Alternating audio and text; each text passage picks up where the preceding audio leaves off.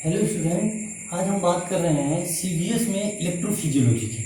Electrophysiology में जो phases हैं, जो मतलब पोलराइजेशन, डीपोलराइजेशन और रिपोलराइजेशन के जो फेजेज हैं वो बहुत ही इंपॉर्टेंट है मैंने पूरे चैप्टर में। क्योंकि जहाँ पे सोडियम अंदर जा रहा है, कहीं पे पोटेशियम बाहर जा रहा है, कहीं पे कैल्शियम अंदर जा रहा है, कहीं पे बाहर जा रहा है, तो ये हमारे जितने भी सीबीएस के ड्रग्स हैं, कहीं पे सोडियम चैनल को ब्लॉक करना है, कहीं पे पोटेशियम चैनल को ओपन करना है, कहीं पे कैल्शियम चैनल को ब्लॉक करना है।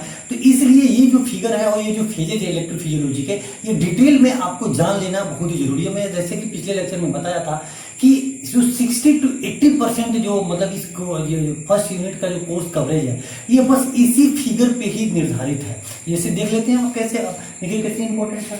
अब इसको जैसे समझने के लिए हम आपको बहुत आसानी से बता रहे हैं कि सबसे पहले तो ये जान लीजिए कि ये फेज है, एक फेज है जीरो फेज। क्या नाम है? Zero phase. इसके बाद है फिर फेज 1 है, फेज इसके बाद से 2 है, फिर 3 है, फिर 4 है। फेज 1 में क्या है कि सोडियम जो है ये ओपन होगा, सोडियम जो है सेल के अंदर जाएगा। क्या जाएगा? सोडियम सेल के अंदर जाएगा। और फिर सोडियम चैनल जब क्लोज होगा और पोटेशियम चैनल जो है ये ओपन होगा, पोटेशियम चैनल ओपन होगा और सोडियम चैनल जो है ये क्लोज होगा। ये फेज 2 होगा। फेज 1 होगा। फेज 2 में क्या होगा कि पोटेशियम चैनल अभी भी स्टिल ओपन रहेगा, इसके साथ साथ अब कैल्शियम चैनल भी ओपन हो जाएगा। ठीक है, तो इसको हम बोलेंगे 2, इसको हम लोग प्लेटू फेज बोलेंगे। क्या बोलेंगे? प्लेटू फेज, प्लेटू फेज, इसको बोलेंगे प्लेटू फेज। और फेज 3 में क्या है कि यहाँ पे पोटेशियम चैनल क्या होगा? इनफ्लक्स, मतलब बाहर से अब अंदर, जैसे जब अंदर से बाहर जा रहा था अब ये बाहर से अंदर जाएगा तो रिपोलराइजेशन में आ जाएगा। क्या जाएगा? रिपोलराइजेशन में। और फिर फेज 4 में पहले वाले स्टेज में सोडियम अपने जगह पे चला गया और फिर पोटेशियम अपने जगह पे चला गया है, तो फिर पहले वाले स्टेज में आ गया, मतलब रिपोलराइजेशन सेल हो गया। अब इसी को हम लोग देखते हैं कैसे। ये ऐसे फिगर में है, देखिए जैसे हमने ये फिगर बनाया।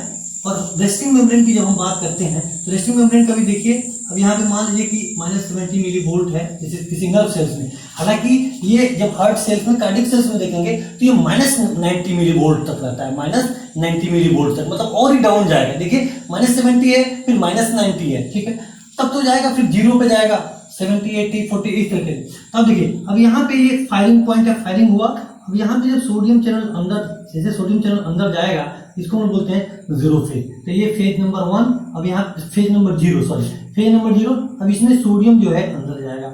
अब फिर इसके बाद से सोडियम अंदर जाने से अब क्या है कि सोडियम चैनल जब क्लोज होगा, मतलब सोडियम के अंदर जाने से क्या होगा? सेल इलेक्ट्रोपॉजिटिव होगा, सेल अंदर की तरफ क्या होगा? इलेक्ट्रोपॉजिटिव होगा, बाहर की तुलना में अभी नेगेटिव हो जाएगा, अंदर की तरफ क्या हो जाएगा? पॉजिटिव हो जाएगा। ये है डीपोलराइजेशन का स्टेज। क्या बोलते हैं? जो पहले पोलराइजेशन था, तो पोलराइजेशन में क्या था? अंदर की तरफ नेगेटिव था और बाहर की तरफ क्या था? पॉजिटिव था। अब सोडियम अंदर जा रहा है। अब इस केस में जब सोडियम का अंदर जाना बंद हो जाएगा तो तुरंत पोटेंशियल डिफरेंस जो है यहाँ पे जो है, पोटेंशियल जो है तुरंत जो है यहाँ पे थोड़ा सा एक डाउन जाएगा। जैसे जब डाउन जाएगा तो यहाँ पे क्या होगा? Sodium channel open, sodium channel close हुआ और पोटेशियम चैनल यहाँ पे ओपन हुआ। तो क्या होगा? एक सोडियम चैनल लगातार जा रहा था और सोडियम चैनल क्लोज हो गया, तो इलेक्ट्रोपॉजिटिव चार्ज अंदर सेल के अंदर इमीडिएटली थोड़े टाइम के लिए, बहुत ट्रांसिएंट टाइम्स के लिए जो है कि वो इलेक्ट्रोपॉजिटिव चार्ज कम होंगे, तो क्या होगा? पोटेंशियल डाउन होगा। तो डाउन होगा सेम टाइम फिर क्या होगा? अभी डाउन भी हो रहा है, सोडियम क्लोज भी हो गया और उसी समय फिर पोटेशियम का लॉस भी हो रहा है, सॉरी पोटेशियम बाहर भी जा रहा है। तो क्या होगा? एक तो जो सोडियम प्लस बाहर से अंदर आ रहा था, ये बढ़ रहा था, ये बंद हो गया। एक तो प्लस चार्ज आना बंद हो गया, दूसरे में जो प्लस चार्ज था ये भी थोड़ा सा बाहर निकलने लगा। तो एक क्या होगा? ट्रांसिएंटली गिरेगा। तो क्या होगा? यहाँ पे सोडियम चैनल क्लोज हुआ, पोटेशियम चैनल ओपन हुआ, तो यहाँ पे क्या होगा? ये थोड़ा सा गिरेगा, यहाँ पे गिरेगा। अब यहाँ पे जैसे पोटेशियम चैनल ओपन होकर के बाहर जाएगा, इसी सेम टाइम में थोड़ा सा कैल्शियम का भी एक्सचेंज होगा।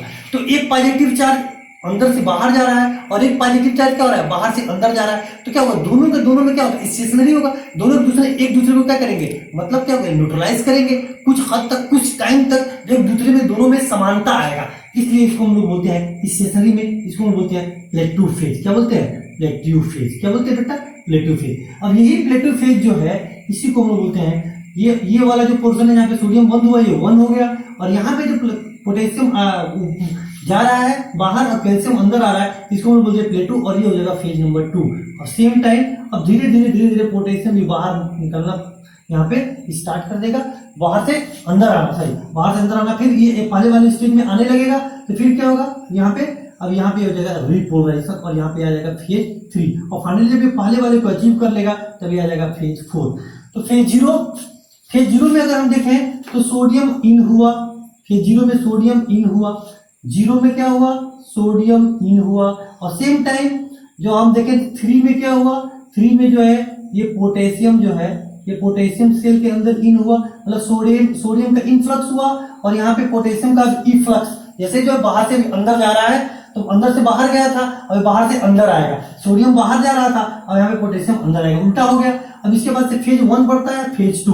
फेज वन में क्या है कि सोडियम चैनल क्लोज हुआ था और सेम टाइम में पोटेशियम चैनल ओपन हुआ था, अब ये बाहर जा रहा था, मतलब ये फेज थ्री में भी मेंटेन रहेगा। मेंटेन रहेगा किसके साथ, कैल्शियम के साथ, किसके साथ, कैल्शियम के साथ। और फेज फोर में पहले वाली स्थिति में आ जाएगा। देख लेते हैं, ये हुआ ना, इधर से सोडियम जीरो फेज में और थ्री फेज में पोटेशियम का काम है। और फेज वन और फेज टू में क्या काम है, फेज वन में सोडियम क्लोज हुआ, पोटेशियम ओपन हुआ।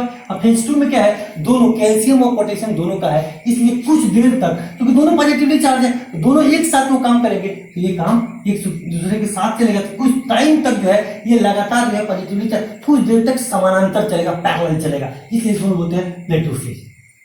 अब आगे देखिए, आगे में हम आपको ये बताना चाहते हैं कि ये देखिए एक एसए नोड है, एसए नोड से फिर एबी नोड, और एबी नोड से फिर यहाँ पे हमने देखा ये ऐसे है, ये ऐसे है, फिर यहाँ पे एसए नोड से एबी नोड के बीच में ये ऐसे बंडल्स होते हैं, ऐसे ऐसे बंडल था, ऐसे बंडल था ऐसे, और फिर इसके बाद से ऐसे, और फिर ये ऐसे हो गया था। और ये हम बोले थे ये आपका लेफ्ट बंडल है और इधर का जो है ये राइट बंडल है। और यहाँ से भी एक और बंडल यहाँ पे आ रहा है, इसको हम लोग बोलते हैं, एक और बंडल जाता है लेफ्ट आर्टरी की तरफ से, इसको बोलते हैं बैकमेंस बंडल, इसको बोलते हैं बैकमेंस बंडल, बैकमेंस बंडल। क्या बोलते हैं बेटा, बैकमेंस बंडल। ये नया है, देख लीजिएगा, बैकमेंस बंडल। बैकमेंस बंडल मतलब क्यों, इसका दूसरा नाम है इंट्राआर्टरियल बंडल, इंट्राआर्टरियल बंडल। इंट्राआर्टरियल बंडल जैसे आपको याद दिला दूं, इंट्राआर्टरियल सेप्टम होता है, इंट्राआर्टरियल जो राइट आर्टरी और लेफ्ट आर्टरी के बीच में होता है, उसको बोलते हैं इंट्राआर्टरियल सेप्टम। उसी तरीके से यहाँ पे एसए नोड से, ये एसए नोड से एबी नोड के बीच में तो इंपल्स मतलब राइट साइड में हो गया, लेकिन कोई इंपल्स तो भी इधर जाने के लिए कुछ तो होना चाहिए ना, तो इसके लिए एक पार्टूरेशंस होता है, एक ब्रांच होता है बंडल का। इस ब्रांच का दूसरा नाम है मतलब बैकमेंस बंडल। एक अमेरिकन जर्मन साइंटिस्ट था, फिजियोलॉजिस्ट था, अमेरिकन जर्मन साइंटिस्ट था जो फिजियोलॉजिस्ट है, जो फिजियोलॉजी में था, उन्होंने इसका खोज किया था, उनका नाम पड़ा है बैकमेंस बंडल। याद रहेगा आपको, बैकमेंस बंडल। अब देखिए, अब क्वेश्चन ये है कि एसए नोड से अगर ये नोड हम मान रहे हैं एसए नोड है, एसए नोड है क्या, एसए नोड एक मास है, न्यूरोमस्कुलर सेल का एक मास है। एसए नोड क्या है, न्यूरोमस्कुलर सेल का एक मास है, इसमें न्यूरॉन और मसल एक दूसरे को इम्बेडेड रहता है। क्या रहता है, इम्बेडेड रहता है, मतलब न्यूरॉन और मसल सेल एक दूसरे में इम्बेडेड रहता है। इसी मास को हम बोलते हैं SA node, sino arterial node, जो पेस को बनाता है, पेस को बनाता है मतलब जो इंपल्स को जनरेट करता है। तो इंपल्स को जनरेट करता है, तो मान लीजिए कि इंपल्स को जनरेट किया, ये नोडल सेल है, नोडल सेल मतलब एसए नोड के जो सेल्स है, नोडल सेल्स है, नोडल सेल्स है, ये सारे नोडल सेल्स हैं, ये सारे नोडल सेल्स हैं, मैंने ऐसे बनाया, ये सब नोडल सेल्स हैं, ये सब नोडल सेल्स हैं, ये सब नोडल सेल्स हैं। ये अब ये नोडल सेल्स हैं, अब ये नोडल सेल्स ऐसे हैं, और नोडल सेल से कंट्रैक्टाइल सेल, जैसे मान लीजिए एसए नोड है और एसए नोड से फिर एबी नोड है, तो ये नोडल सेल्स हुए ना, इसमें दोनों में नोड है, नोडल सेल्स है, न्यूरॉन्स वाले सेल्स हैं। मसल्स किसके साथ है हम इग्नोर नहीं कर रहे क्योंकि मास है, लेकिन अब ये नोडल सेल से फिर अब ये कंट्रैक्टाइल सेल में कैसे जाएगा सिग्नल, तो इसको हम देखते हैं कैसे जाएगा। जैसे नोडल सेल से कंट्रैक्टाइल सेल, यहाँ पे हमने बना दिया एक कंट्रैक्टाइल सेल, और नोडल सेल्स को हमने ऐसे देखिए बना रहे हैं, ये नोडल सेल्स है, और नोडल सेल्स के बीच में किस तरीके के गैप जंक्शंस होते हैं। क्या होते हैं, गैप जंक्शंस होते हैं। क्या होते हैं, गैप जंक्शन। तो नोडल सेल से ये है कंट्रैक्टाइल सेल, ये दोनों, इन दोनों को देखिए, मैं जो रेड से दिखाया हूं, ये जो है, ये जो दोनों है, ये कंट्रैक्टाइल सेल है, ये दोनों कंट्रैक्टाइल सेल है, ये दोनों कंट्रैक्टाइल सेल है, और ये नोडल सेल है। तो नोडल सेल से कंट्रैक्टाइल सेल में कैसे सिग्नल जाता है, मतलब एसए नोड से एबी नोड में गया, ठीक है, that is the nodal cell. लेकिन अब फिर नोडल सेल से फिर आगे कंट्रैक्टाइल सेल में, मतलब मसल्स में एक्टिन मायोसिन के साथ कैसे जाएंगे। क्वेश्चन ये है कि इलेक्ट्रिकल सिग्नल किस तरीके से मैकेनिकल सिग्नल में कन्वर्ट होगा, मतलब नोडल सेल्स जो इलेक्ट्रिकल पेस को बनाता है, और जो कंट्रैक्टाइल सेल्स है वो इलेक्ट्रिकल सिग्नल्स के थ्रू वो मैकेनिकल वर्क करता है, मतलब वो सिस्टोल करता है। यही पूरी बात, पूरी इसकी समरी यही है। इसी को हम लोग बोलते हैं एक्साइटेशन कंट्रैक्शन कपलिंग। क्या बोलते हैं? Excitation contraction coupling. Excitation contraction coupling मतलब इसका पूरा जो थीम है as per the guide term, उसका मतलब ये हुआ electrical energy converted into the mechanical energy. Electrical energy mechanical energy में कैसे कन्वर्ट हो रहा है कि नोडल सेल से जो है ये कंट्रैक्टाइल सेल में सिग्नल जा रहा है, और नोडल सेल से कंट्रैक्टाइल सेल में जाने के लिए एक सेल कम्युनिकेशन होता है, जो फर्स्ट ईयर में आप पढ़े हैं सेल कम्युनिकेशन। उस सेल कम्युनिकेशन के लिए एक गैप जंक्शन होता है। क्या होता है? Gap junction. क्या होता है बेटा? Gap junction. क्या होता है? Gap junction. चलिए देखते हैं। अब यहाँ पे एक सेल है, इसको हम बोलते हैं, हमने बनाया है नोडल सेल, और दूसरा सेल है कंट्रैक्टाइल सेल। ठीक है, ताकि आपका टाइम बचे इसलिए हमने बना लिया, हमको सब याद है लेकिन आपका टाइम बचे पहले से हमने बना रखा है। ठीक है, नोडल सेल, नोडल सेल में यहाँ पे आप देखिए पूरा नोडल सेल बना है, एक कंट्रैक्टाइल सेल बना है। जैसे ही कोई इंपल्स का जनरेशन होता है, जैसे ही इंपल्स का जनरेशन होता है तो यहाँ पे फनी सोडियम चैनल्स होते हैं। क्या होते हैं? फनी सोडियम चैनल्स होते हैं। कौन सा है? फनी सोडियम चैनल, जो स्लो, बहुत स्लो होते हैं, स्लो से सोडियम चैनल्स इसको बोलते हैं। ये स्लो सोडियम चैनल धीरे धीरे धीरे धीरे ये सेल से बाहर से अंदर की तरफ आते हैं, बाहर से सेल के अंदर की तरफ आते हैं, और यहाँ पे जो पूरा माहौल होता है, पूरा सेल का जो इनसाइड होता है, ये इलेक्ट्रोपॉजिटिव बना देते हैं। मैं आपको बताया था इलेक्ट्रोपॉजिटिव यहाँ पे है नहीं, सेल तो अंदर हर जगह नेगेटिव रहता है, लेकिन जो नोडल सेल्स होता है इसका रेस्टिंग मेम्ब्रेन पोटेंशियल फिक्स नहीं होता है, इसका रेस्टिंग मेम्ब्रेन पोटेंशियल फिक्स नहीं होता लेकिन इसका फिक्स होगा। देखिएगा, ध्यान दीजिएगा, इसका रेस्टिंग मेम्ब्रेन पोटेंशियल फिक्स नहीं होता। अब यहाँ पे अभी भी नेगेटिव था, लेकिन अब बाहर की तुलना में इतना ज्यादा पॉजिटिव चार्ज अंदर आ गया कि बाहर जितना प्लस होना चाहिए तो उतना प्लस नहीं हुआ। तो इसके तुलना में जैसे मान लीजिए अंदर 10 प्लस है, अब बाहर जो है 9 प्लस है, तो अब क्या हुआ? बाहर इसके तुलना में क्या होगा? ये है नहीं नेगेटिव, बाहर अभी भी स्टिल दे आर पॉजिटिव, लेकिन तुलना में ये 10 प्लस है, ये 9 प्लस है, तो क्या इसके तुलना में क्या हो जाएगा? ये अंदर की तरफ पॉजिटिव हो जाएगा और ये क्या हो जाएगा? नेगेटिव हो जाएगा। अब ये बात तो समझ लिया? अब देखिए रिलेटिवली, ठीक है, अब यहाँ पे प्लस चार्ज हो गया। अब इसके चलते क्या होता है? इस प्लस मतलब सोडियम के स्लो, इसको अब डार्क से दिखाइएगा, ये स्लो फनी चैनल है, फनी सोडियम चैनल है। क्या है? फनी सोडियम चैनल है। अब जैसे ही फनी सोडियम चैनल अंदर आता है और इलेक्ट्रिकल डिस्चार्ज होता है, इसके चलते कैल्शियम चैनल जो है खुल जाता है। कैल्शियम चैनल 2 टाइप का होता है, एक टी टाइप का होता है और एक एल टाइप का। जो टी टाइप का होता है ये भी थोड़ा सा स्लो कैल्शियम चैनल होता है, मतलब इसका इलेक्ट्रिकल डिस्चार्ज बहुत ही कम इलेक्ट्रिकल पोटेंशियल के चेंज होने पे खुल जाता है, मतलब तो इसको बोलते हैं टी। जबकि एल जो है जैसे और विग्रस होता है, जैसे इलेक्ट्रिकल चार्ज डिस्चार्ज बहुत तेज होता है, पॉजिटिवली चार्ज और बढ़ता जाता है, तब कैल्शियम का ये जो है एल टाइप होता है। तो सबसे पहले कैल्शियम का ये टी टाइप खुलेगा और प्लस प्लस चार्ज हो जाएगा, फिर इसके बाद से एल टाइप खुलेगा और प्लस प्लस चार्ज हो जाएगा। पूरा का पूरा जो है सेल है, ये पूरा का पूरा सेल जो इलेक्ट्रो पॉजिटिव हो जाएगा। अब ये सिग्नल एक सेल से जाएगा किसमें? कंट्रैक्टाइल सेल में। तो देखिए ये नोडल सेल है, ये यहाँ पे मान लीजिए 7 ट्रांसमेम्ब्रेन रिसेप्टर हमने अलग अलग बनाया, मतलब ऐसे नेबरिंग सेल एक सेल के टाइप होगा, वो सारी चीजें होंगी उसमें जो एक सेल में होता है। अब देखिए यहाँ पे देखिए कि अब ये इलेक्ट्रो पॉजिटिव हो गया इस सेल से, मतलब यहाँ पे नोडल सेल से अब हमको कंट्रैक्टाइल सेल को मिलाना है। नोडल सेल मतलब एससी नोड और एबी नोड का जो नोडल सेल्स है, अब ये किस तरीके से मसल्स फाइबर में मतलब कंट्रैक्टाइल सेल में अपना सिग्नल भेज रहा है। तो कंट्रैक्टाइल सेल कौन सा है? ये है सिग्नल लेने के लिए, और देने के लिए कौन है? नोडल सेल है। नोडल सेल में क्या है? अब इलेक्ट्रो पॉजिटिव चार्ज आ गया, अब ये अपने सिग्नल को एक सेल से दूसरे सेल में कैसे भेजे? तो इसके लिए यहाँ पे देखिए एक गैप जंक्शन बना हुआ है। क्या बना हुआ है? यहाँ पे ये देखिए एक गैप जंक्शन बना हुआ है, यहाँ पे हमने बना दिया ये देखिए ये गैप जंक्शन बना दिया, तो यहाँ पे हमने गैप जंक्शन बना दिया। क्या बना दिया है? गैप जंक्शन, मतलब एक सेल से दूसरे सेल्स के बीच में ये गैप जंक्शन बना हुआ है। ये क्या है? Nodal cell. नोडल सेल है, अब इस नोडल सेल से यहाँ पे क्या है? कंट्रैक्टाइल सेल कैसे जुटा हुआ है? गैप जंक्शन से, जैसे यहाँ पे है। अब इस गैप जंक्शन के बीच में एक प्रोटीन पाया जाता है, इस प्रोटीन का नाम है कोनेक्सिन। क्या नाम है? कोनेक्सिन प्रोटीन। क्या नाम है बेटा? कोनेक्सिन। ये कहाँ पे पाया जाता है? तो पाया जाता है गैप जंक्शन में, जी हमने लिख दिया। ये प्रोटीन का नाम है गैप जंक्शन का कोनेक्सिन प्रोटीन। ये क्या करता है? ये मतलब गैप जंक्शन को यहाँ पे ये जो गैप जंक्शन है ये कोनेक्सिन प्रोटीन के थ्रू यहाँ पे जुटा रहता है, यहाँ पे ये सिग्नल को एक दूसरे से पार कराएगा। ठीक, सेम टाइम में यहाँ पे जो नोडल सेल्स है और कंट्रैक्टाइल सेल्स है, इन दोनों के बीच में डेस्मोसोम्स भी होता है। क्या होता है? डेस्मोसोम्स। क्या होता है बेटा? यहाँ पे डेस्मोसोम्स।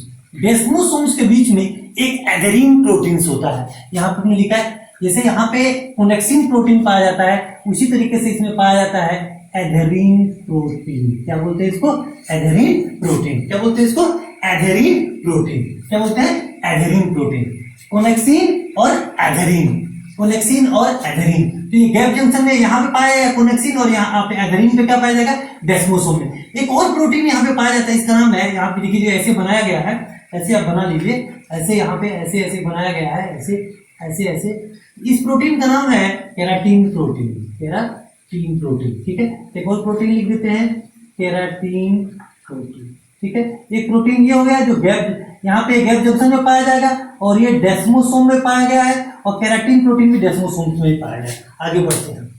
और मतलब एक सेल से दूसरे सेल को कम्युनिकेशन हो गया, और कम्युनिकेशन कराने में गैप जंक्शन और डेस्मोसोम हेल्प किया। डेस्मोसोम एक एथेरिन जंक्शन है जो एक सेल को दूसरे सेल से हेड करके रखता है, मतलब एथेरेट करके, मतलब टाइटली बाइंड करके रखता है। अब देखिए, अब इलेक्ट्रिकल डिस्चार्ज यहाँ पे हुआ था सोडियम चैनल के चलते और कैल्शियम चैनल के चलते, तो पूरे का पूरा जो सेल इनसाइड जो है इलेक्ट्रोपॉजिटिव हो गया। अब ये चार्ज जो है ये ट्रांसफर हो रहा है किससे, न्यूरल सेल से किसमें ट्रांसफर हो रहा है, कंट्रैक्टाइल सेल में। किसमें, कंट्रैक्टाइल सेल में। और जैसे ही बेटा कंट्रैक्टाइल सेल में ये जाएगा, तो जाने के बाद अभी देखो यहाँ पे जो स्लो सोडियम चैनल था, अब इसका नाम बदल जाएगा, ये भी सोडियम चैनल है, इसका नाम है सोडियम गेटेड चैनल। क्या नाम है, सोडियम गेटेड चैनल। तो सोडियम गेटेड चैनल जैसे इसका जो रेस्टिंग मेम्ब्रेन पोटेंशियल यहाँ पे 40 to 60 भी रहता है, इसका फिक्स नहीं रहता है, उस समय ये खुल जाता है स्लो चैनल। लेकिन गेटेड चैनल जो है, जैसे ही सोडियम का जो वो बढ़ेगा, विग्रसली जब बढ़ेगा, तब ये खुलेगा सोडियम गेटेड चैनल। और जैसे ही सोडियम गेटेड चैनल, जैसे यहाँ पे खुला था आपका सोडियम चैनल के चलते कैल्शियम चैनल, तो जैसे सोडियम चैनल जब खुल जाएगा यहाँ पे, तो इसके चलते कैल्शियम चैनल भी खुल जाएगा। लेकिन यहाँ पे फिर खुलेगा आपका एल टाइप, यहाँ पे एल टाइप कैल्शियम चैनल खुल जाएगा, विग्रसली जो है कैल्शियम आने लगेगा।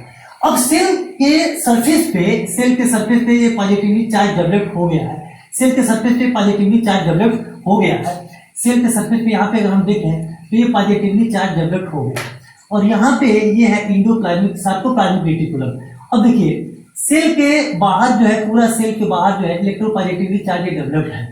अब सेल के डीपर रीजन में, मतलब सेल के सरफेस पे इलेक्ट्रिकल सिग्नल्स हैं, लेकिन अब सेल के अंदर डीपर रीजन में एक ऐसे सिग्नल आए, तो इसके लिए हमारे सेल्स के अंदर कंट्रैक्टाइल सेल में एक स्पेशल टाइप का इनवेजिनेशन पाया जाता है। क्या नाम है, इनवेजिनेशन, मतलब अंदर की तरफ एक उभार पाया जाता है। ये है आपका टी ट्यूब्यूल्स का, क्या नाम है इसका, टी ट्यूब्यूल्स। ध्यान रखेंगे, इसका नाम है क्या है, इसका नाम है टी ट्यूब्यूल्स। क्या बोलते हैं इसको, टी ट्यूब्यूल्स, टी ट्यूब्यूल्स। अब ये टी ट्यूब्यूल्स क्या होता है कि बाहर की तरफ, बाहर से जो सिग्नल्स होता है, बाहर का जो सिग्नल्स होता है, ये अंदर की तरफ देखिए। अब ये सेल ये है ना, अब इस सेल का अंदर की तरफ है, तो ये सेल का ये सरफेस जहां जहां जाएगा उस तरीके से चार्ज को लेके आएगा। पॉजिटिव चार्ज है, बाहर का पॉजिटिव चार्ज को लेके जाएगा, चारों तरफ लेके जाएगा। तो इसके चलते क्या होगा, इस सेल के सरफेस से इनसाइड में डीपर रीजन में भी सिग्नल आने लगेगा। जब आने लगेगा तो सबसे पहले ये सिग्नल आपका ट्रांसफर होगा किसमें, सार्कोप्लाज्मिक रेटिकुलम में। तो सार्कोप्लाज्मिक रेटिकुलम में जाने से पहले सबसे पहले सार्कोलीमा में जाएगा। किसमें जाएगा, सार्कोलीमा, जो उसका मेम्ब्रेन है। और सार्कोलीमा में जब ये जाएगा, तब ये सार्कोलीमा में जाएगा सिग्नल, तब इसके चलते क्या, यहाँ पे सारे कैल्शियम भी तो आ ही गए, सोडियम भी आ ही गए हैं। अब यहाँ पे देखिए, यहाँ पे जब कैसे कैल्शियम ज्यादा, मतलब सोडियम के प्रभाव से क्या हुआ, पहले स्लो सोडियम चैनल आया, स्लो सोडियम चैनल के चलते फिर टी टाइप कैल्शियम चैनल आया, ये भी थोड़ा स्लो था। फिर विग्रसली जो है टी टाइप के बाद एल टाइप वाला खुला, कैल्शियम ओवरलोड हुआ, फिर सोडियम के भी चार्ज हुआ, इलेक्ट्रोपॉजिटिव हुआ, फिर गैप जंक्शन और यहाँ पे आपका डेस्मोसोम्स के चलते ये क्रॉस हुआ, यहाँ पे इसको ये बाइंड किया, और ये जब ये क्रॉस कर रहा था तो बाइंड करने के लिए हेल्ड करने लगा, हेल्ड किया था, अब ये क्रॉस हुआ, अब इसके चलते सोडियम गेटेड चैनल खुल गए, सोडियम गेटेड चैनल खुलने के चलते और ये पॉजिटिव हुआ, पॉजिटिव चलने के बाद फिर ये कैल्शियम चैनल खुला। अब कैल्शियम चैनल में सुपरफिशियली सरफेस पे तो इलेक्ट्रोपॉजिटिव चार्ज है, लेकिन सेल के डीपर रीजन में फिर कैल्शियम फिर कैसे चार्ज आए, तो इसके लिए टी ट्यूब्यूल्स होता है। टी ट्यूब्यूल्स में अंदर और बाहर से अंदर की तरफ जो है ये सिग्नल आ गया। अब ये सिग्नल किसके पास गया, अच्छा सार्कोप्लाज्मिक रेटिकुलम के पास गया। सार्कोप्लाज्मिक रेटिकुलम में कैसे गया, अच्छा सार्कोलीमा के पास गया, और फिर सार्कोलीमा के पास से फिर सार्कोप्लाज्मिक रेटिकुलम के पास आया। अब यहाँ पे कैल्शियम होता है, कैल्शियम के लिए एक और यहाँ पे प्रोटीन होता है, इसका नाम है कालमोडुलिन। क्या नाम है इसका, कालमोडुलिन, कालमोडुलिन प्रोटीन है। कैल्शियम के लिए कैल्शियम काल बोलते हैं, कैल्शियम कालमोडुलिन प्रोटीन। अब ये कालमोडुलिन प्रोटीन कैल्शियम से बाइंड करेगा, और बाइंड करने के बाद यहाँ पे ये देखिए, ये बाइंड करेगा कैल्शियम से। जैसे ये कैल्शियम से बाइंड करेगा बेटा, ये कैल्शियम से बाइंड करने के बाद ये कैल्शियम कालमोडुलिन बना लेगा। क्या बना लेगा, कैल्शियम। ये कैल्शियम है, ये रेड वाला, और यहाँ पे हमने बना दिया ब्लैक, ये ब्लैक। कैल्शियम और कालमोडुलिन मिल करके यहाँ पे रिसेप्टर होगा रेनोडाइन रिसेप्टर 2, रेनोडाइन रिसेप्टर 2, क्या नाम है इसका, रेनोडाइन रिसेप्टर, जो साइटोप्लाज्मिक रेटिकुलम के यहाँ पे देखिए, यहाँ पे मेम्ब्रेन पे पाया जाता है। अब यहाँ पे जैसे ये बाइंड करेगा कैल्शियम से कार्बोमोडुलिन, एक प्रोटीन है जो कैल्शियम को बाइंड करेगा, बाइंड करने के बाद इस रिसेप्टर के हुक से बाइंड करेगा, मतलब रिसेप्टर का जो बाहर वाला फार्क है जो जिससे बाइंड करता है, इसे ये बाइंड करेगा। और बाइंड करने के बाद ये कैल्शियम चैनल को ऐसे खोल देगा, ऐसे कर देगा, जो इसका ऐसे उभार था ये अब ऐसे हो जाएगा, क्या हो जाएगा, ये उभार ऐसे हो जाएगा। अब ये कैल्शियम बहुत ज्यादा आने लगेगा, सेल के अंदर बहुत ज्यादा कैल्शियम आने लगेगा, सेल के अंदर बहुत ज्यादा कैल्शियम आने लगेगा। अब जैसे ही कैल्शियम सेल के अंदर आने लगेगा, अब ये कैल्शियम फिर आ करके मसल्स प्रोटीन से बाइंड करेगा। अब ये कैल्शियम मसल प्रोटीन से, एक प्रोटीन है जिसका नाम है ट्रोपोनिन, क्या नाम है, ट्रोपोनिन प्रोटीन, क्या नाम है, ट्रोपोनिन। अब ये ट्रोपोनिन प्रोटीन 3 टाइप का होगा, एक ट्रोपोनिन आई, एक ट्रोपोनिन सी होगा, एक ट्रोपोनिन सी होगा और एक ट्रोपोनिन टी होगा। Troponin I, troponin T, troponin C. अब ट्रोपोनिन सी से कैल्शियम बाइंड करेगा, ट्रोपोनिन का 3 फार्क है, एक से सी है ट्रोपोनिन सी से कौन बाइंड करेगा, कैल्शियम, और ट्रोपोनिन टी से बाइंड करेगा ट्रोपोमाइसिन, क्या नाम है, ट्रोपोमाइसिन, और आई से बाइंड करेगा आपका एक्टिन, क्या बाइंड करेगा, एक्टिन। ये वाला जो रेड वाला जो हुक है, हेड है, इसको हम लोग बोलते हैं मायोसिन, क्या बोलते हैं, मायोसिन। और ये जो ग्रीन वाला जो ऊपर वाला है, इसको हम लोग बोलते हैं एक्टिन, क्या बोलते हैं, एक्टिन, क्या बोलते हैं बेटा, एक्टिन। अब देखिए, जैसे ही ट्रोपोनिन से बाइंड करेगा कैल्शियम, ट्रोपोनिन वाला जो कैसे कैल्शियम बाइंड करेगा, तो ये वाला जो सरफेस है ये हट जाएगा। ये जो ग्रीन वाला था, ध्यान से देखिएगा, हमने बनाया था, ये यहाँ पे हमने बनाया था ऐसे, जो ऐसे देखिए, तो पहले वाले स्टेज में ऐसे रहता है, ऐसे बाइंड करके ऐसे रहता है, ऐसे ही रहता है, ठीक है, ऐसे ये बंद रहता है, क्लोज रहता है। लेकिन जैसे ही ट्रोपोनिन से कैल्शियम बाइंड करेगा, बाइंड करने के बाद ये अंदर वाला जो सरफेस है ये खुल के कैसे आ जाएगा, ये ऐसे आ जाएगा, ये खुल के कैसे आ जाएगा, ये ऐसे आ जाएगा, ऐसे आ जाएगा, देखिए सब ऐसे, ये ऐसे था, ये ऐसे हो जाएगा, यहाँ पे ऐसे हो जाएगा, ऐसे, यहाँ पे ऐसे हो जाएगा, तो ये खुल गया। तो खुल गया, इस केसेस में जो मायोसिन का हेड है, अब ये एक्टिन के हेड से टकराएगा, तो इस समय ये स्लाइडिंग करेगा, स्लाइडिंग करेगा, क्या करेगा, स्लाइडिंग करेगा। एक्टिन का मायोसिन से स्लाइडिंग होगा और इसके बीच में ये स्लाइडिंग के बाद से कंट्रैक्शन होगा, और इसी से हम लोग क्या बोलते हैं, सिस्टोल बनेगा, क्या बनेगा, सिस्टोल, या इसको हम लोग बोलते हैं पंपिंग करना, क्या बोलेंगे, पंपिंग करना। तो एक बार और इसको हम लोग देख लेते हैं कैसे हुआ। सबसे पहले तो एक फिगर है जो इंपॉर्टेंट था, उसको देख लीजिए, क्या है कि सबसे पहले तो मैंने आपको बताया था कि ये सोडियम जो है अंदर जाएगा, सोडियम के लिए यहाँ पे सोडियम अंदर जाएगा, और फिर ये ऐसे फिगर बनेगा, फिर प्लेटो फेज होगा, फिर ये ऐसे पानी में आएगा। तो सबसे पहले ये जीरो फेज है, जीरो फेज में क्या होगा, सोडियम अंदर जाएगा, और फिर सोडियम चैनल जो क्लोज होंगे, एक बार पोटेंशियल डिफरेंस डाउन होगा, क्योंकि अंदर की तरफ पॉजिटिव चार्ज ज्यादा जो है लॉस अब होगा, क्योंकि अब बंद हो गया, और ऊपर से पोटेशियम भी बाहर निकलेगा। तो सेम टाइम में यहाँ पे फेज 1 होगा, जिस समय सोडियम चैनल क्लोज होगा और पोटेशियम चैनल ओपन होगा। एक बार जो है अंदर की तरफ पॉजिटिवली चार्ज कम होंगे, तो थोड़ा सा ट्रांसिएंट टाइम के लिए जो है ये पोटेंशियल डिफरेंस बहुत डाउन जाएगा। सेम टाइम जैसे ही अभी फेज 1 आ गया, सेम टाइम जैसे पोटेशियम बाहर जाएगा, सेम टाइम कैल्शियम भी अंदर आने लगेगा। तो दो पॉजिटिवली चार्ज, एक पॉजिटिवली चार्ज अंदर आ रहा है और एक पॉजिटिवली चार्ज बाहर जा रहा है, तो दोनों पॉजिटिवली चार्ज है, तो दोनों के दोनों सेम चार्ज में एक्सचेंजिंग हो रहा है। तो ये कुछ टाइम के लिए एक्सचेंजिंग करेंगे, मतलब क्या है, कुछ टाइम के लिए समानांतर चलेंगे, पैरेलल चलेंगे, इसी को हम बोलते हैं लेट्यू फेज। क्या बोलते हैं, लेट्यू फेज। अब इसके बाद से क्या होगा, फिर पोटेशियम अपने वाली स्थिति में आ जाएगा, अब ये रिपोलराइज हो जाएगा। तो जीरो फेज में सोडियम का काम है, और फेज यहाँ पे प्लेटो फेज को हम लोग 2 बोलेंगे, जहाँ पे पोटेशियम और कैल्शियम दोनों का एक्सचेंज हो रहा है। यहाँ पे क्या था, सोडियम जो है क्लोज था, पोटेशियम ओपन था। यहाँ पे क्या है, मतलब दोनों में क्या अंतर है, प्लेटो फेज में, फेज 1 में, फेज 1 और फेज 2 में क्या अंतर है। फेज 1 में सोडियम चैनल क्लोज है और पोटेशियम ओपन है। फेज 2 में क्या, पोटेशियम स्टिल ओपन, और इसके साथ में along with the opening of potassium there is a opening of calcium, इसलिए दोनों इलेक्ट्रिकल चार्ज यहाँ पे सेम है, पॉजिटिवली है, इसलिए यहाँ पे प्लेटो फेज आएगा। अब यहाँ पे पोटेशियम जो है आ जाएगा, क्या आ जाएगा, पोटेशियम। तो यहाँ पे आ जाएगा फेज 3, और यहाँ पे ये आगे बढ़ जाएगा, फिर पुनः अपने वाली स्टेज में आ जाएगा, तो ये हो जाएगा फेज 4। ठीक है, अब इन दोनों के बीच का जो स्टेज है, इतना टाइम लगेगा, इसी को हम बोलते हैं action potential duration, action potential duration. अब देख लेते हैं, अब देखिए कैसे हुआ कि ये नोडल सेल है, ये क्या है, कंट्रेक्टाइल सेल है। इलेक्ट्रिकल सिग्नल्स के थ्रू किसी भी स्टिमुलस चाहे वो कोई भी फिजिकल, केमिकल, रेडिएशन, किसी भी तरह के ड्रग के ट्रिगर हुआ, स्लो सोडियम चैनल अंदर आया, पॉजिटिवली चार्ज था, स्लो था, फनी स्टेडियम था, सोडियम चैनल था। अभी टी से कैल्शियम को ओवरलोड किया, मतलब टी टाइप कैल्शियम चैनल को, फिर ए टाइप कैल्शियम चैनल को ओपन किया, ये पूरा इलेक्ट्रिकल पॉजिटिव बना दिया। इस बीच में यहाँ पे गैप जंक्शन था, इस गैप जंक्शन का एक प्रतिनिधित्व कर रहा था, प्रोटीन का नाम था, इसका नाम था कोनेक्सिन। यहाँ पे एक प्रोटीन का नाम था एडेरिन, ये दोनों को बाइंड करता था। अब यहाँ पे पॉजिटिवली चार्ज अंदर जैसे आया, तब इसका जो है रेस्टिंग मेम्ब्रेन पोटेंशियल थोड़ा सा बढ़ा, इसके चलते यहाँ पे सोडियम गेटेड चैनल जो ओपन हो गया, और सोडियम गेटेड चैनल ओपन हुआ, इसके चलते कैल्शियम चैनल भी ओपन हुआ, और सोडियम कैल्शियम जो है ओवरलोड हुआ। लेकिन सुपरफिशियली से अंदर डीपर रीजन में ये सिग्नल आ नहीं पाता, इसके लिए ट्यूब ट्यूब्यूल्स होता है। ये ट्यूब ट्यूब्यूल्स क्या होगा, अंदर बाहर से अंदर की तरफ सिग्नल लाए। ये सिग्नल किसके पास गया, तो सार्कोलीमा में गया। सार्कोलीमा सार्कोप्लाज्मिक रेटिकुलम का एक मेम्ब्रेन है। अब यहाँ पे सार्कोप्लाज्मिक रेटिकुलम से फिर किस में गया, ये कैल्शियम ओवरलोड हुआ, अभी एक्टिव है। अभी इस बीच में क्या है, कैल्शियम अंदर है, अभी है, लेकिन कैसे निकलेगा, कैल्शियम कालमोडुलिन से बाइंड किया, और कैल्शियम कालमोडुलिन से बाइंड करने के बाद यहाँ पे रेनोडाइन रिसेप्टर था, क्या नाम था, रेनोडाइन रिसेप्टर 2। रेनोडाइन रिसेप्टर 2 ये अपने हुक से बाइंड किया, और बाइंड करने के बाद अब कैल्शियम जो सार्कोप्लाज्मिक रेटिकुलम के अंदर था, इसको ये क्या करा, बाहर से अंदर निकाला।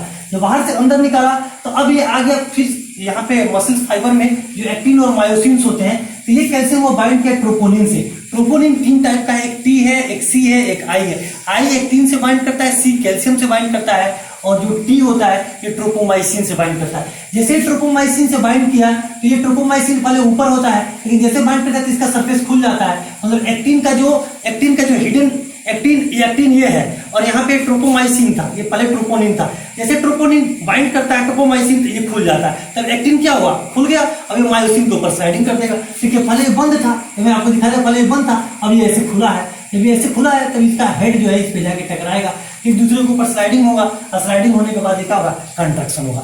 अब फेज आएगा रिलैक्सेशन का। तो रिलैक्सेशन में क्या होगा, रिलैक्सेशन में होगा कि अब पोटेशियम चैनल जो है यहाँ पे थोड़ा सा जो है पोटेशियम, देखिए ये तो जो फेज 2 था, कैल्शियम जब अंदर आया था थोड़ा सा पोटेशियम भी बाहर निकलेगा, अब फेज जो 3 है, अब इसमें पोटेशियम अपनी स्थिति में आएगा, यहाँ पे देखिए, यहाँ पे आप देखेंगे फिर ये वाला जो है ये पोटेशियम चैनल जो है ये फिर यहाँ पे ओपन होगा, पोटेशियम चैनल फिर अंदर आने लगेगा। पहले वाली स्टेज में रिपोलराइज करेगा, और रिपोलराइज करने के बाद फिर यहाँ पे देखिए अब कैल्शियम का काम हो गया, कैल्शियम को फिर रिवर्स बैक करना है, तो इसके लिए एक और प्रोटीन पाया जाता है, इसका नाम है कालसेक्वेस्ट्रीन। क्या नाम है इसका, कालसेक्वेस्ट्रीन। कनेक्सिन, एडेरिन, केरेटिन, कालमोडुलिन और कालसेक्वेस्ट्रीन। कालसेक्वेस्ट्रीन एक प्रोटीन है, ये कालसेक्वेस्ट्रीन प्रोटीन जब कैल्शियम का काम हो गया, स्लाइडिंग हो गया, तो फिर उसको बाइंड करेगा, और बाइंड करने के बाद ये सेल के अंदर लेके जाएगा। अब देखिए सेल के अंदर लेके जाने के लिए यहाँ पे सोडियम चैनल बना हुआ है, क्या है, ये सोडियम चैनल है। इसे सोडियम चैनल सरफेस पे होता है, उस के सार्कोप्लाज्मिक रेटिकुलम के अंदर भी होता है यहाँ पे। अब यहाँ पे एक सोडियम चैनल यहाँ पे बना हुआ है। अब ये क्या करेगा, अंदर से सोडियम, अंदर भी सोडियम है, ठीक है, सोडियम अंदर भी गया है। अब ये क्या करेगा, कैल्शियम को अंदर लेगा, और इसके एवज में एक कैल्शियम को जो है, कैल्शियम को बाहर से अंदर, इससे बाहर अंदर ले लेगा, और सोडियम को अंदर से बाहर करेगा। मतलब सोडियम अंदर आएगा यहाँ पे इस चैनल से, और कैल्शियम अंदर जाएगा, ठीक है। तो सोडियम बाहर आया और कैल्शियम अंदर गया, यहाँ पे काम करता है NCX, सोडियम कैल्शियम एक्सचेंजर। क्या नाम है, सोडियम कैल्शियम एक्सचेंजर। क्या नाम है, सोडियम कैल्शियम एक्सचेंजर।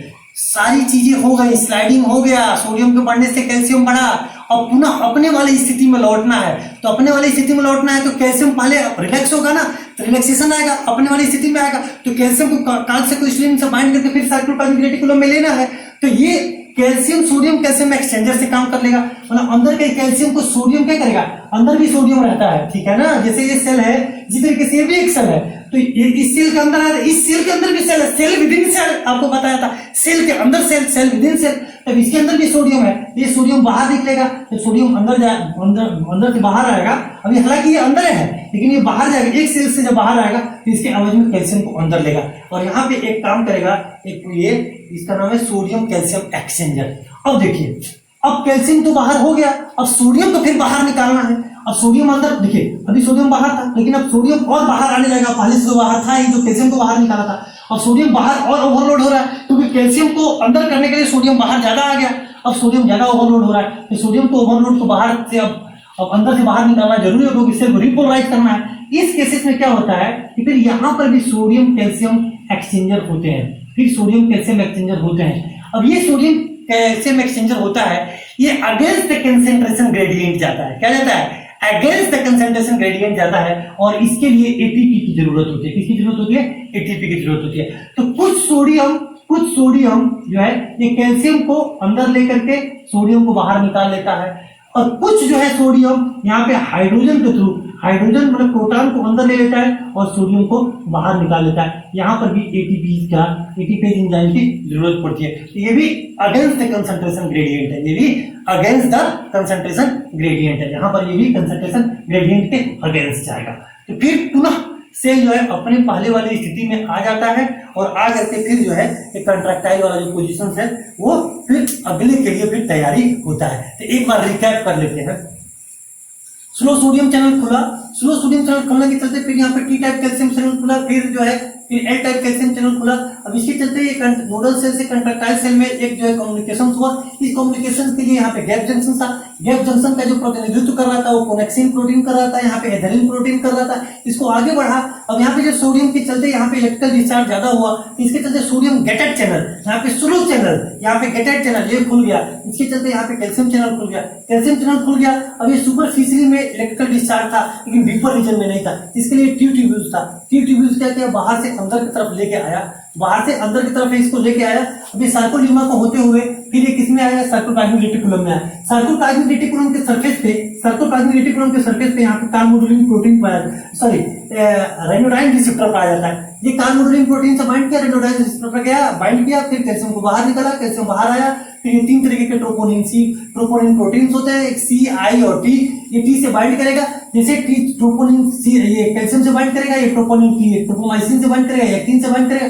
एक्टिन का जो सरफेस होता है ये क्लोज रहता है, ट्रोपोनिन बाइंड किया जाता है। लेकिन जैसे कैल्शियम ट्रोपोनिन से बाइंड करता है ये सरफेस खुल जाता है और जो मायोसिन का हेड है वो एक्टिन से टकराता है, और टकराने के बाद क्या करता है? एक दूसरे पर स्लाइडिंग करता है, और स्लाइडिंग करने के बाद कंट्रक्शन होता है। यही फोर्सफुली कंट्रक्शन सिस्टोल बनाता है, और जब सिस्टोल हो जाता है, कंट्रक्शन हो जाता है, तो क्या हुआ? Electrical signal go toward the mechanical signal, जिसको हम बोलते हैं एक्साइटेशन, और वो हो जाएगा कंट्रक्शन, और फाइनली आएगा कपलिंग। अभी इस केसेस में फिर क्या है? जब कैल्शियम का काम हो गया फिर कैल्शियम को फिर इसमें लेकर अंदर जाना है।